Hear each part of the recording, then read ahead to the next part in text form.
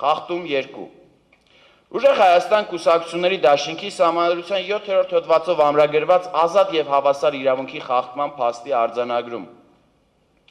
ԿԸՀ-ն գտել է, որ առկա է հակաքորոզչություն հակակոռուպցիոն կոմիտեի կողմից։ Նշվածը հաստատվում է ինչպես դատական նիստում ԿԸՀ նախագահի բանավոր խոսքով, այնպես էլ գործողություններով։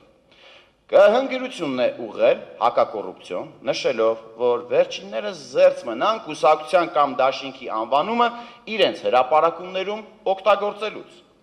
Հակակոռուպցիոնը անտեսել է սա, խախտելով Հայաստանի Հանրապետության ընտրական օրենսգրքով սահմանված կանոնները և շարունակել է դա իրականացնել։ ԿԸՀ-ն դրանից հետո չի ձեռնարկել որևէ գործընթաց։ ԿԸՀ-ն չի հարուցել վարչական վարույթ, որպեսզի հասկանա նշված փաստի իսկությունը, սակայն գրություն է ուղղել կոմիտեին։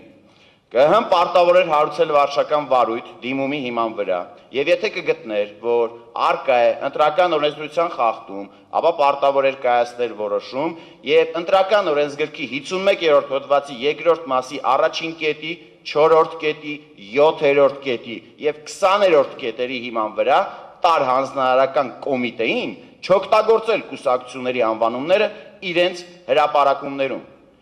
Կենտրոնական ընտրական հանձնաժողովը միակ մարմինն է Հայաստանի Հանրապետությունում, որը վերահսկողություն է իրականացնում ընտրության օրինականության նկատմամբ, և վերջինիս հանձնարարականի չկատարումը հանգեցնելու էր Հայաստանի Հանրապետության քրեական օրենսգրքի 210-րդ հոդվածով սահմանված հանցանքի։